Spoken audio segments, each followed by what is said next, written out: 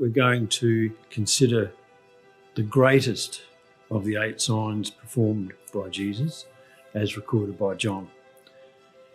It's the greatest because it involved the raising of someone who was dead and brought to life again. This miracle was not like the raising of Jairus' daughter or the son of the widow. They were only dead perhaps for a few hours. Lazarus' death was different. He was dead for 4 days. And John chapter 20, he says, there were many other signs that Jesus did, but these, that is the 8 signs, are written that ye might believe that Jesus is the Christ, the Son of God. Now, another interesting feature about this sign is that it's not all about Lazarus. Yes, it was for the glory of God and the Son of God, as John says in verse 4 and verse 40. Yes, it was to test the faith of Martha and Mary and convince some people that there of his messiahship. And yes, it was to encourage himself in the certainty of his own death and resurrection. But the focus about this 7th sign is that it is a parable about the future Bible prophecy regarding the resurrection of the nation of Israel. It's also an assurance of Christ's power to transform us, the guaranteed resurrection of the dead at his coming. And so, as I said, it was a prophetic parable primarily about the nation of Israel, a nation that died and was resurrected in 1948, preparing the way for the return of Jesus back to the earth and the establishment of the kingdom. Now, like Lazarus, like Israel, Lazarus was a man of sickness and death. Lazarus, his name means God is my help, or God has helped. And he was a representation of the nation of Israel, and they are described in the same way as Isaiah chapter 1 says. I think I've gone to Isaiah chapter 1. It says, "Ah, sinful nation, a people laden with iniquity, a seed of evildoers, children that are corrupters, they have forsaken the Lord. They have provoked the Holy One of Israel unto anger. They are gone away backward." And later on in verse 6, "The whole head is sick and the whole heart faint, from the sole of the foot even unto the head. There is no soundness in it, but wounds and bruises and putrefying sores." Now when in verse 44 of chapter 11, Lazarus is described when he was resurrected as bound hand and feet with grave clothes, his face bound with a napkin. So he's resurrected, but at this stage still associated with death. The clothes of death still cling to him, the cloths that he was wrapped by. He's unable to move freely. He's imprisoned by sin. He's unable to see. He's ignorant of what's going on around him. And so that's how we see Israel today. Resurrected, but ignorant of their Messiah. Still imprisoned by sin, unable to see. In Jesus' day, despite the sickness of the nation and their general animosity toward him, he still loved them as a people, just as he loved Lazarus.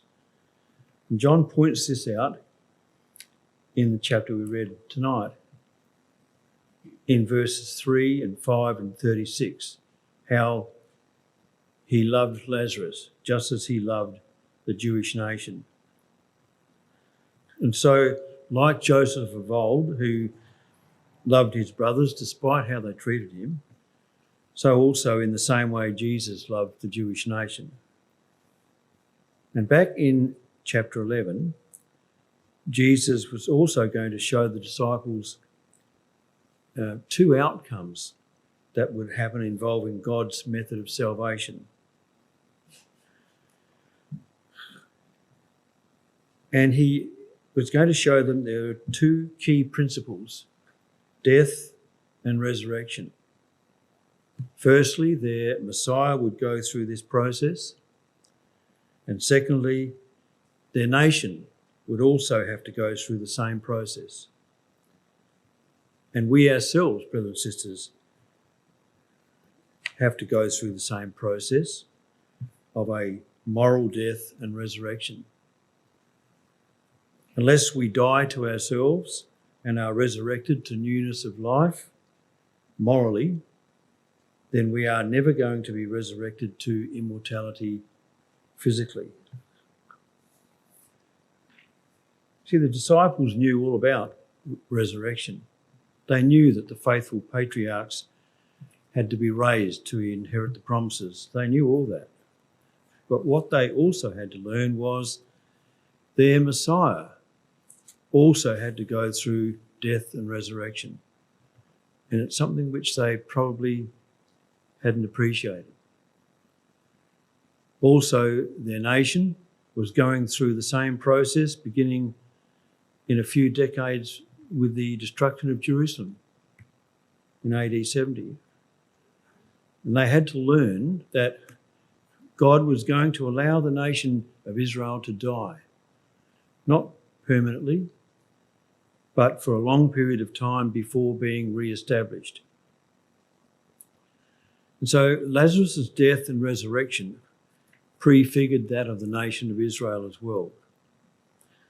But the positioning of this miracle in John's narrative of Jesus' life also suggests that the event is meant to complement and dovetail with Jesus' own imminent death. He has returned to Bethany, or about to restore Lazarus to life, in full knowledge that he will pay with his own life. And sure enough, he will be arrested and crucified not long after this.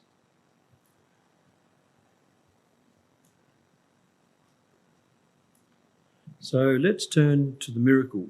We know that among the closest friends of Jesus were Lazarus and his family in Bethany, just over the hill from Jerusalem. You can see it's very close where that blue arrow is to Jerusalem. And his two sisters, we know, are Martha and Mary.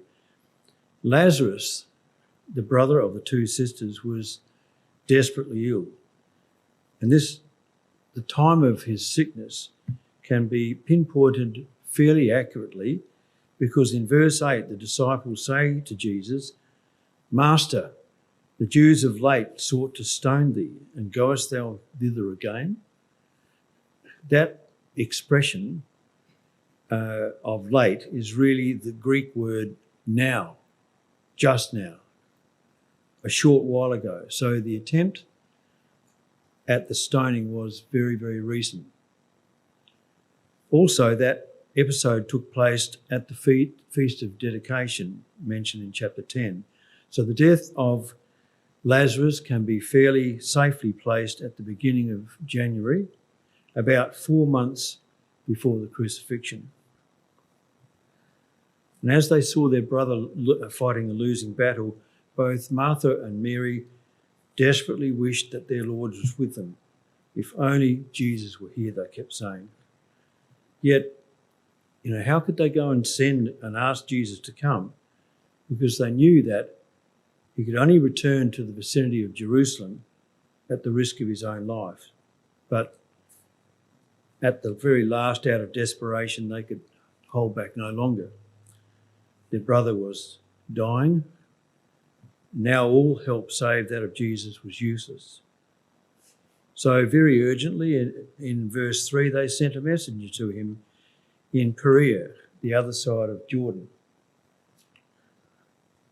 Now we can see where Perea is, where I've got Jesus was staying here, and he has to travel to Bethany. which is about a day's travel.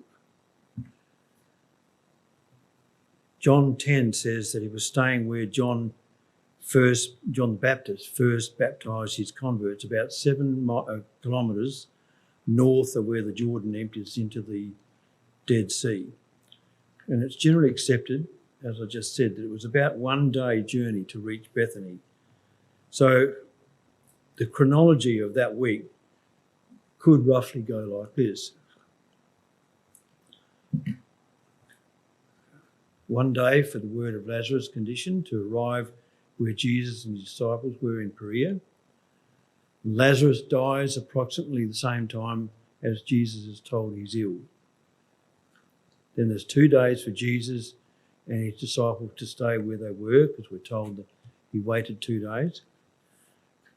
1 day for Jesus and his company to travel back to Bethany, to Judea.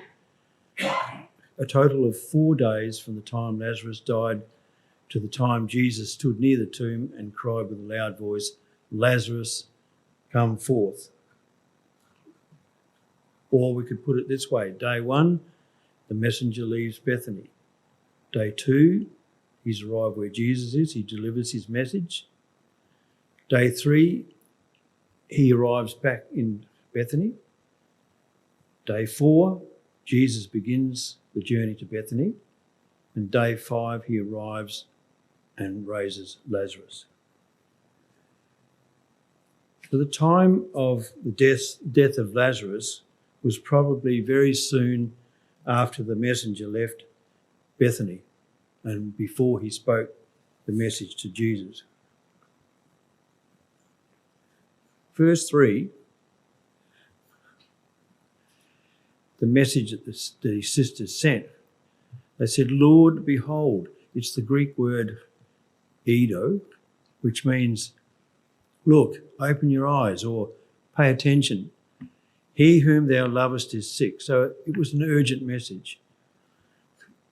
And this was all the sisters said in their message. They didn't say anything else. In this way, they demonstrated how to pray in time of dire need. It's not for the disciple to say what must be done. It's sufficient simply to tell the Lord how great the need is. And we can go back to the first sign in John chapter 2, at the feast where Jesus turned the water into wine. Mary simply said to Jesus, "They have no wine." She didn't say anything else. The rest could be left to him. And as the sisters were soon to learn, that the divine response is not always precisely what has been sought or expected. And we can experience this firsthand, brothers and sisters, when we make requests. God responds in his own time and in his own way. And we may think that he's ignoring us or chosen not to hear our requests, but he will act in his own time and as he sees fit. Now, it's interesting to note the character of Lazarus as John paints him. He has to be the most passive of characters in the scripture. Things happen to Lazarus. People do things to him and for him. People speak to him and for him. He does nothing. He says nothing. He seems to be unaware of what's going on around him. And in this sense, again, he is a representative of the nation of Israel, unaware as they were then and currently are of the great role that they have in God's plan in resurrecting them as a nation. And his character is brought out in verse 3. It's not Lazarus that asked Jesus for help, it's his sisters. It's not that Lazarus was without faith, but John seems to paint him that way as representing faithless Israel and his 2 sisters as faithful disciples. Even when Israel was sick spiritually, and it was obvious to those around them. They still failed to recognise Jesus as their Messiah, their Saviour, right to the time of AD 70, when the Romans were about to deal the death blow to them as a nation. In verse 4, Jesus' immediate response on getting this message was, "This sickness is not unto death, but for the glory of God, that the Son of God may be glorified thereby." So off goes the messenger in great haste with these words, and eagerly takes them back to Bethany, only to find that Lazarus had already died and been laid to rest. And the confusion and the pain of the two sisters would have been quite understandable. "I thought you said this sickness was not unto death." That's what Jesus said. But it was. Lazarus was dead already. For the glory of God. Some would have lost faith in Jesus immediately, but we know these two sisters were of a finer spiritual quality, so it's not difficult to imagine them talking over every possible meaning of the Lord's perplexing words as they tried to read his intention in them. Perhaps they grasped his meaning, or maybe they didn't. But as time went by and he didn't appear, by the fourth day, corruption had definitely set in. They would have to come to terms with their loss and to rest their hopes on the last day when, as the prophet Daniel had foretold, the dead would be raised. What was the hope now? That they would see their brother again before that great day. So at that time, surely, and not before, the Son of God would be glorified, because they remembered that he had said back in John 5, "The dead shall hear the voice of the Son of God, and they that hear shall live." Yet we know that Jesus had meant more than this. The glory of God was soon to be witnessed not only in the reawakening of Lazarus from the sleep of death, but also in the steadfast faith of these perhaps confused sisters, and in the unique witness which the raising of Lazarus was to make in the face of Jewish unbelief. So, coming across to verse 6, when therefore Jesus heard that Lazarus was sick, did he set out immediately to heal him? No. He abode 2 days in the same place where he was. And this perhaps dramatic expected consequence of that word therefore, Jesus was here testing the faith of Martha and Mary. And we can make a comparison here with the way that Jesus held the nobleman at arm's length when he pleaded for his sick son. Jesus is saying to the crowd, "Except ye see signs and wonders, ye will not believe." And there's the nobleman saying, "Lord, come down quickly, ere my child die." And another similar comparison is with the frustrating delay when Jesus was on his way to restore the daughter of Jairus. Did he have to stop on the road to spend time talking to the woman who had touched his garment to gain health and blessing? So why did Jesus wait those 2 days? Knowing that Martha and Mary were in such distress, no doubt he too would have felt pretty wretched on their account, because it says that Jesus loved Martha and her sister and Lazarus. But perhaps John puts these words in here to show that Jesus was not indifferent to their misery, yet he held back. The delay, though, had its purpose. his prayer at the graveside later on, he said, "Father, I thank thee that thou didst hear me." And it implies that during that time he was praying on Lazarus' behalf and for wisdom to do what was best in this particular situation. And I guess more than this, who knows what blessings came into the lives of unknown men and women back there in Perea during those 2 extra days of uncertainty before Jesus set out for Bethany. So in more ways than one, this delayed answer to prayer was to the glory of God. In verse 7, when Jesus tells the disciples to prepare for departure to Judea, he's met with immediate disapproval by them. "Master," they say, "of late the Jews sought to stone thee, and goest thou thither again?" I mean, are you mad? Are you going to go back to that place again? And by any standards of normal reasoning, such a journey to that area was out of the question. And Jesus gave one of his characteristic indirect answers. He said, "Are there not 12 hours in the day?" It was like a saying corresponding to, "Mine hour is not yet come," only with more point to it. The last Passover had marked the first mass rejection of Jesus by the people back in chapter 6 of John.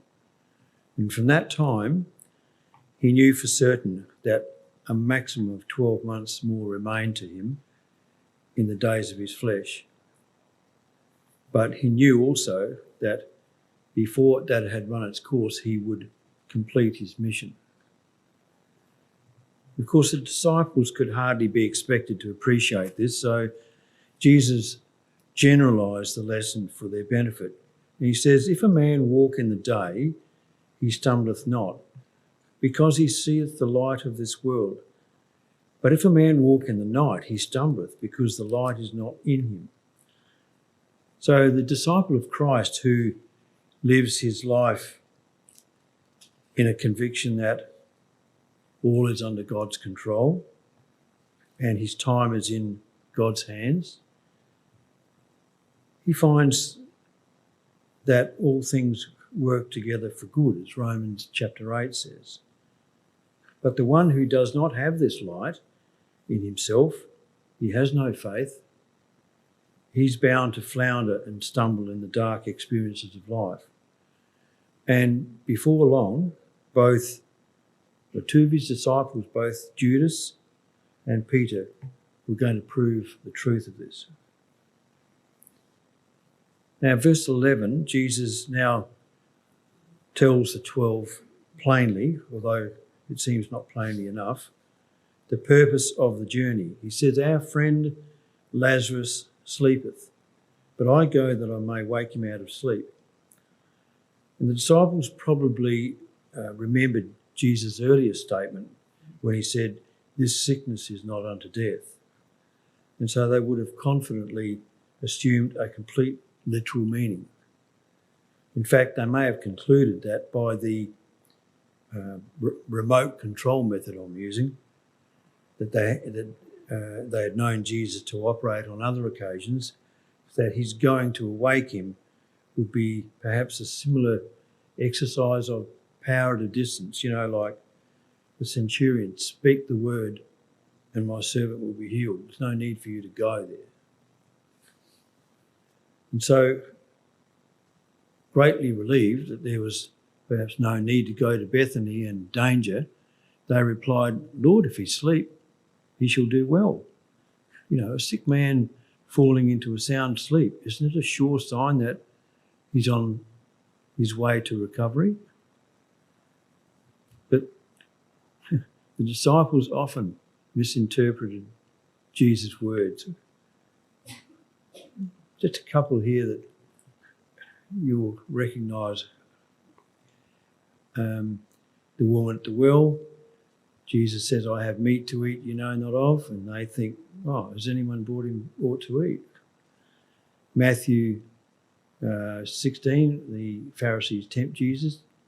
Jesus says, "Take heed and beware of the leaven of the Pharisees." The disciples are saying, "It is because we've taken no bread." Luke 16, at the Last Supper, explaining the changes that would come, Jesus says, "But now he that has the purse, let him take it, and likewise his scrip. And he that hath no sword, let him sell his garment and buy one." But they took him literally. "Lord, here are 2 swords." Of course, Jesus was meaning the sword of the Spirit.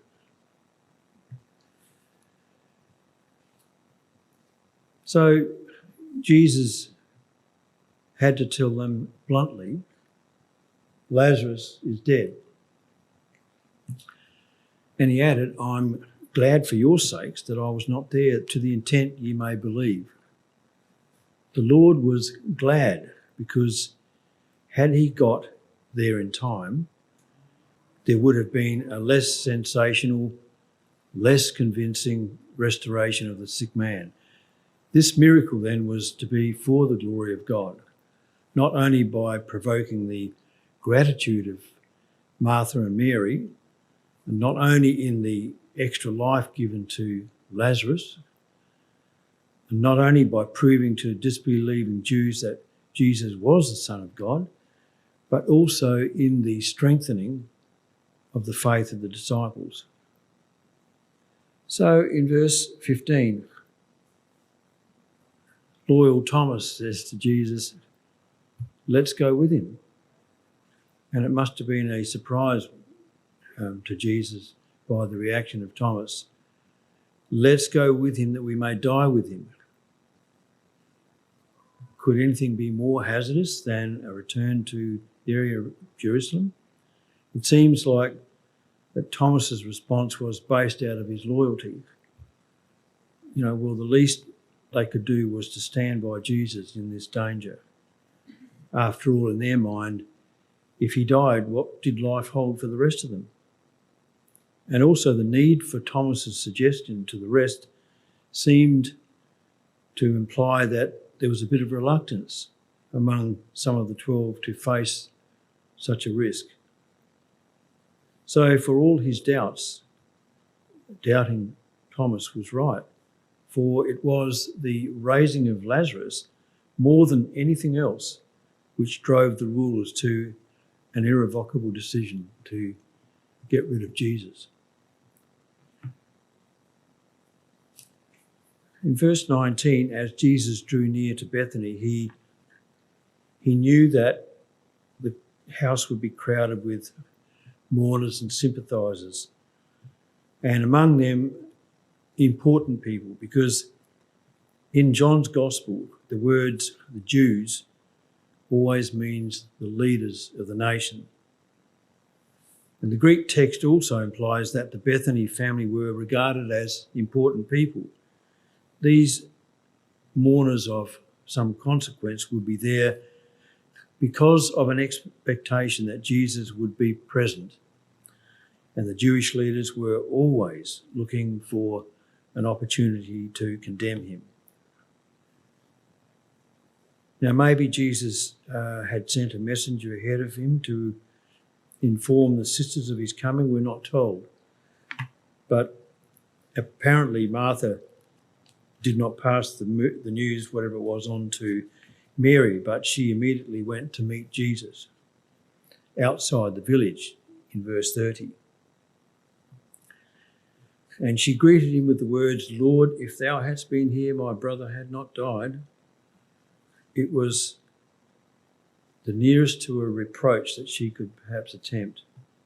But she added, "I know that even now, whatsoever thou wilt ask of God, God will give it thee."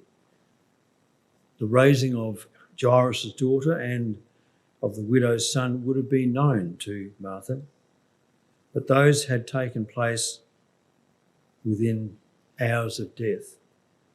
Lazarus had been dead 4 days. However, such was the confidence of Martha in her Lord that even in these circumstances, help might be possible. Now, a couple of words about Martha and Mary. Martha and Mary appeared to be quite wealthy, with a home large enough to accommodate Jesus and his disciples. And John 12 relates how that Mary had in her possession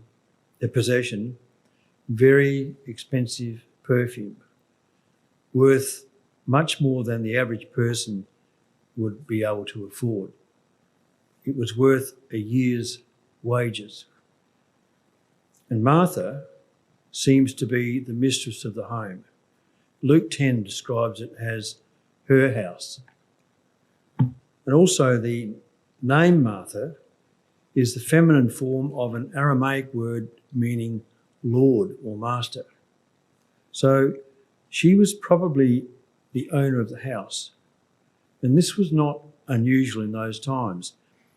Other wealthy women are mentioned in the New Testament who appear to have owned their own homes with no mention of husband or father. Women like Lydia, Nympha, and Chloe. Others also like Joanna and Susanna, who accompanied Jesus and ministered to him from their personal resources. So it was not rare for a woman to be independently wealthy and a householder in New Testament times. So the Lord, in his reply to her of trying to comfort her, was purposely ambiguous. He says, "Thy brother shall rise again." So was he directing her hope to the great resurrection at the end of the age, or was he preparing her mind for an immediate reward of faith? And Martha was not prepared to presume on the latter, because she says, "I know that he will rise again and in the resurrection at the last day." There is evidence that there was much uncertainty and ambiguity in contemporary Jewish understanding about life after death. So Martha's declaration of faith had almost surely been learned from Jesus himself.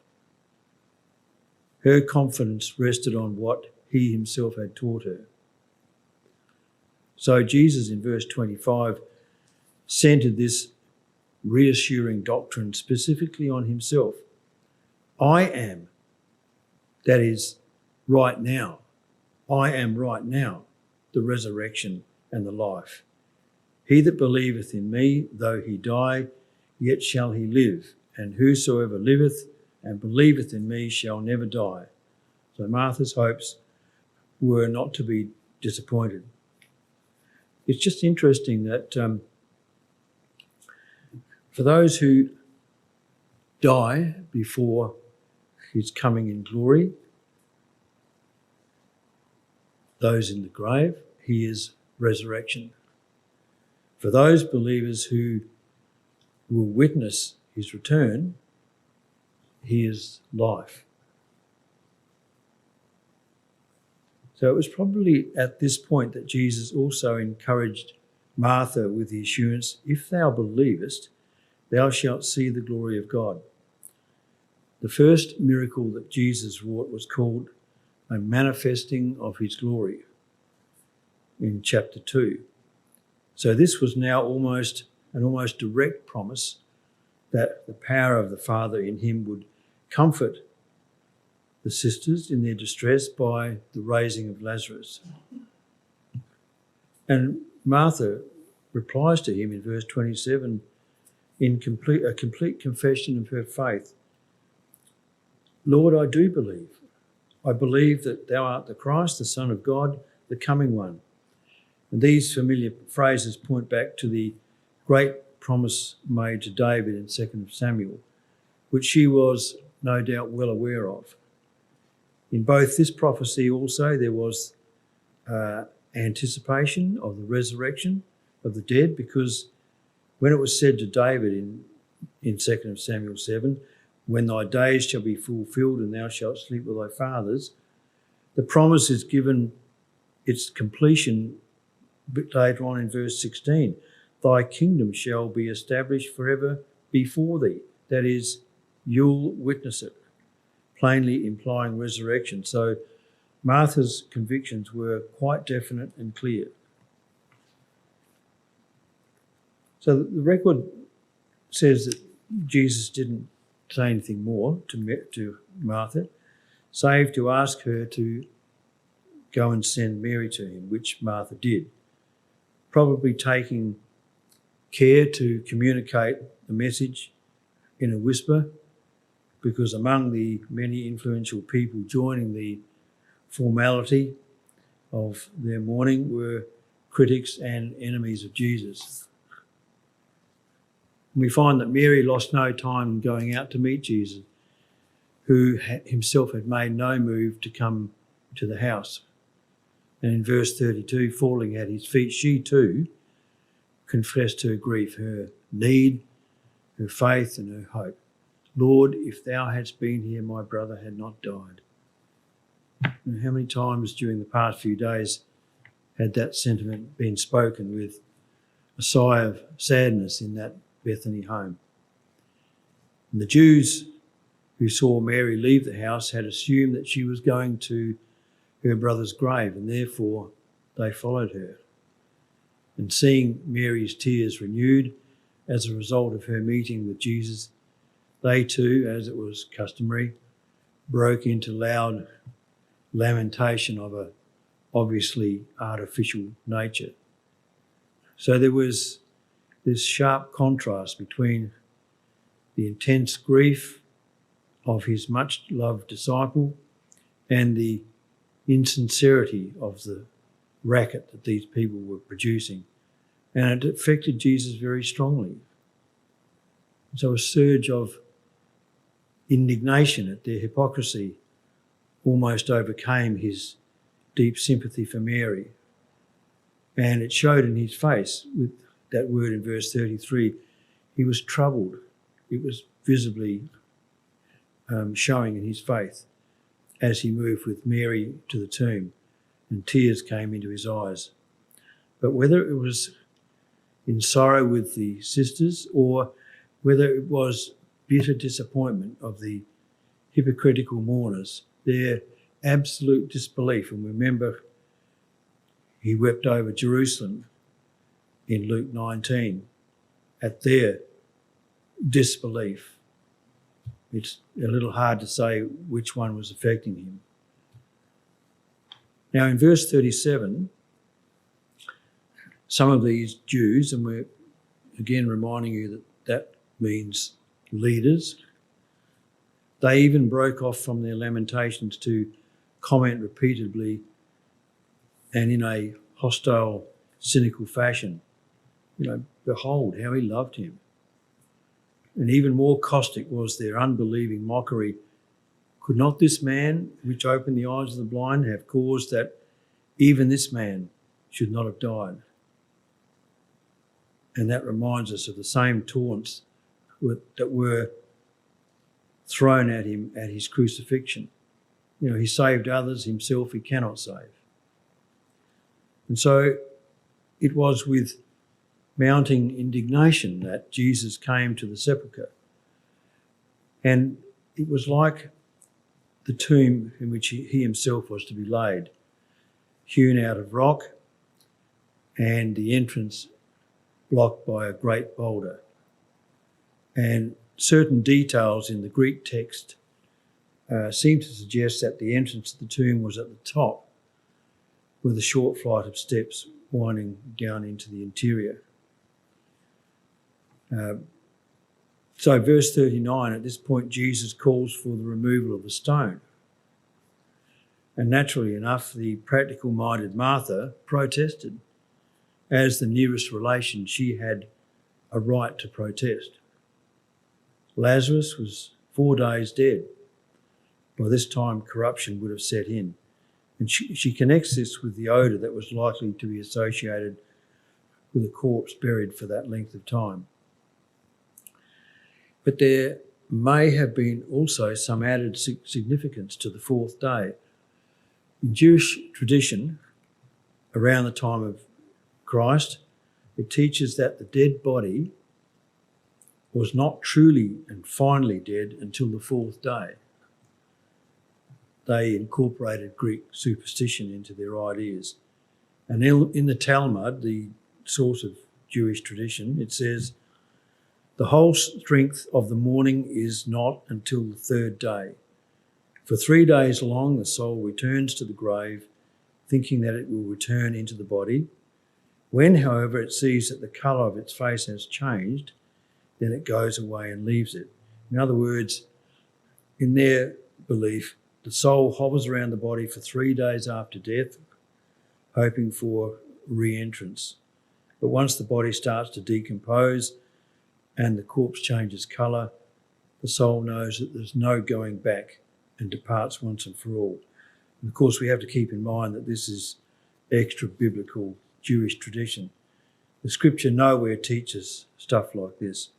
But if it reflects the popular opinion or teaching of many Jews back then, it may give added significance to the emphasis of Lazarus being in the grave for 4 days. We know that Lazarus was dead. There was no question about it. But had Jesus resurrected him on, say, day 2 or day 3, it could have been a cause for some to wonder whether it was merely a resuscitation of some sort instead of a true resurrection. So Jesus had insisted on delaying.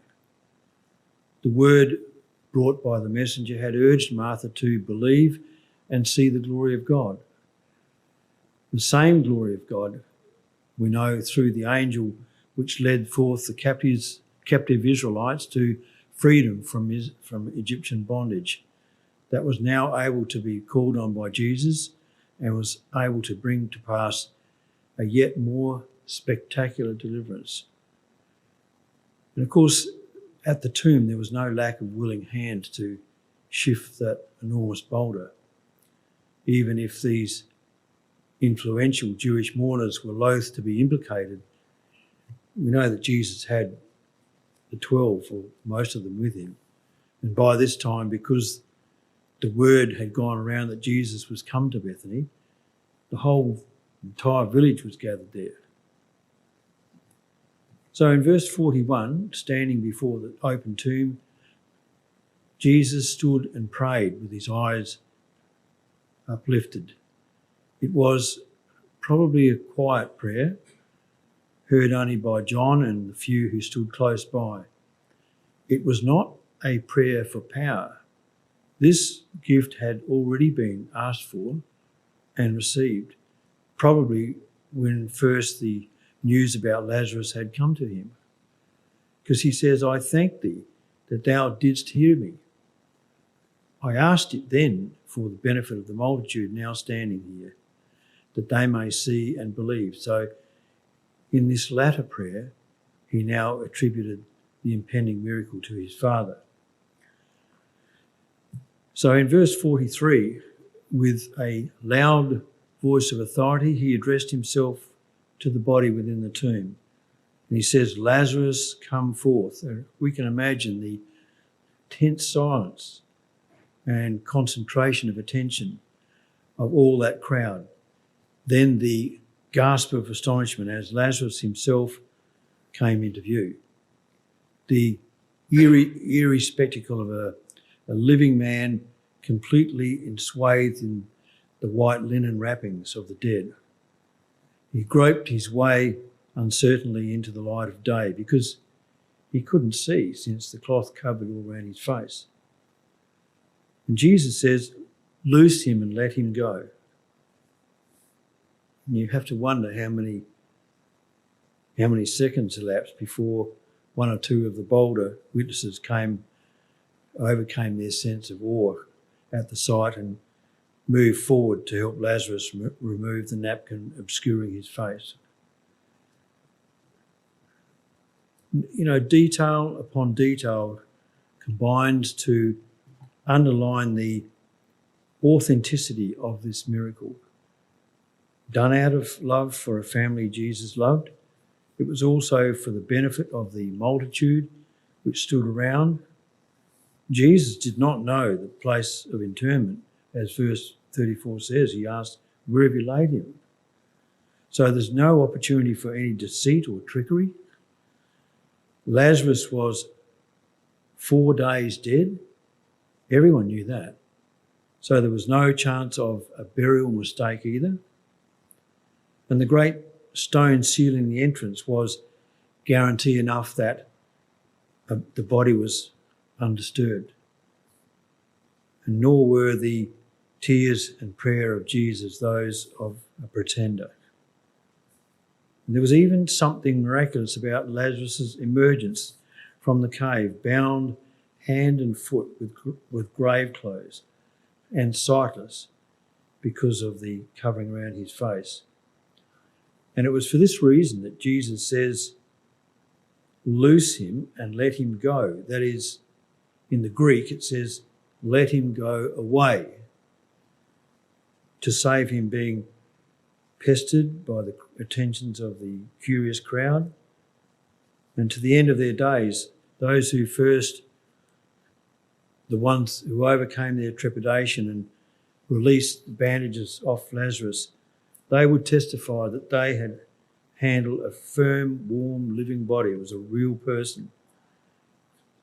And there the whole multitude, friends and enemies alike, saw Lazarus united with his sisters.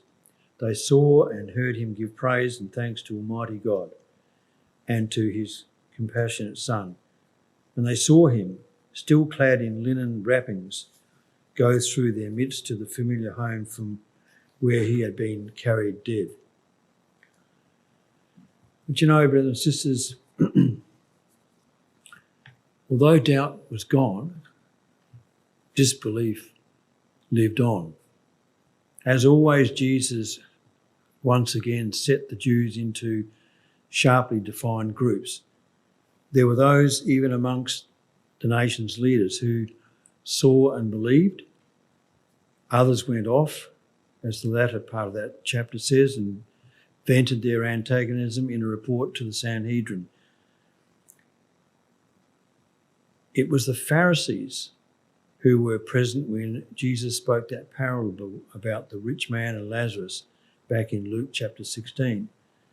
And there is a definite connection between that parable and Lazarus' resurrection.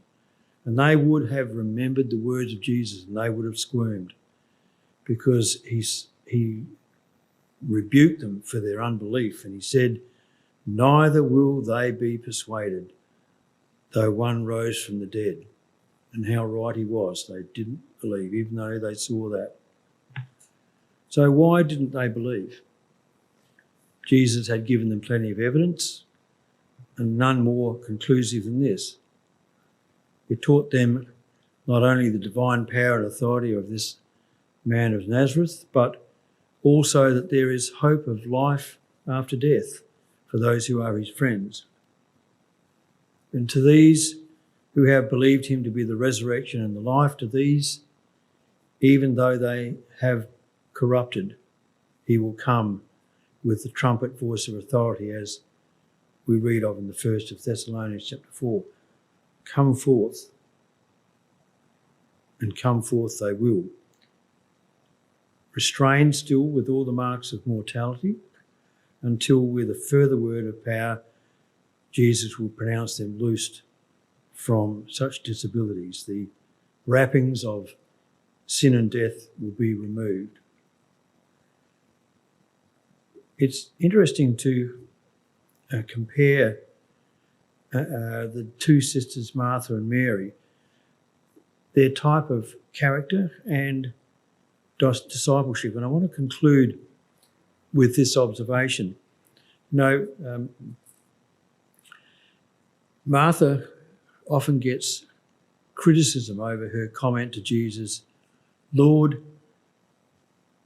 bid my sister to come and help me." Quite a few commentators are quite critical of her. And she's seen as more interested in the state of the house and the entertaining of the guests than listening to Jesus. And at first glance, Jesus' reply tends to reinforce this criticism. But on reflection, we see Martha as a practical disciple. She was excellent at providing, doing good works, helping others. She's an action person, and we have them in our ecclesia. Mary, on the other hand, was a person of contemplation, not very practical in her discipleship, but more interested in devotion and reflection. And we have those types also in our ecclesia. And I can see the sisters thinking that Martha, whose house it was, had been unfairly left with all the catering, etc., to manage on her own. You know, I've got all these people here who will be expecting to be fed, and who's going to do it? While Mary sat at Jesus' feet and listened. It probably hadn't entered Mary's head that there were practical things to be done. So Martha had the servant heart, and her language of love was acts of service, doing things for people. It was not that she loved Jesus any less than Mary. She just had a different way of expressing that love. Mary's language of love was associating with people, spending time communicating, appreciating scholastic and intellectual exercises. It's a little bit, to me anyway, it's a little bit like the attention that the prodigal son received when it was the older son who showed the consistency and the service to the father, who worked diligently while his brother was off frittering away his money and having a good time. But you see, Jesus didn't reprimand Martha. It doesn't say that in Scripture. All he said was that Mary had chosen the better part, to listen to his message and not to be so anxious about mundane matters. And the prodigal son's father was the same. It wasn't that he didn't appreciate the older son's faithfulness, but the time was to rejoice on a higher level because the loss was found. And brothers and sisters, we need both types of service in our ecclesia. Both are important in different ways. We need both Martha and Mary's. And so, to conclude, I just want to summarise this miracle. Firstly, it was for the glory of God and the Son of God. It was to test the faith of Martha and Mary. It was to convince some in Israel of their messiahship, and it was a parable of the nation. It was the final act which convinced the religious leaders to determine to kill Christ. And it was also to encourage himself as he approached his own death and resurrection. Thank you, Lord.